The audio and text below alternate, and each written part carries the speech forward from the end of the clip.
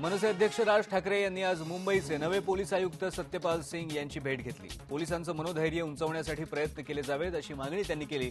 यावेळी त्यांनी गृहमंत्र्यांच्या राजीनाम्याच्या मागणीचाही पुनरुच्चार केला। नवे आयुक्त चांगलं काम करतील अशी आशा सुद्धा त्यांनी व्यक्त केली आहे। पोलिसांच्या कुटुंबियांसाठी आयुक्तांनी सकारात्मक विचार करावा असंही राज ठाकरे यांनी म्हटलेलं आहे। काही नाही, आधी झालेल्या ज्या चुका आहेत त्या परत होऊ नयेत अशी अपेक्षा आहे। त्याचबरोबर पोलिसांचं मनोधैर्य त्यांनी वाढवावं आणि पोलिसांच्या नातेवाईकांचं मनोबल त्यांनी वाढवावं। याच्या पलीकडे माझं काही काम नसतं। ज्या गोष्टी ज्या चुका आहेत त्या चुकाच आहेत, त्याला आम्ही काही करू शकत नाही। आणि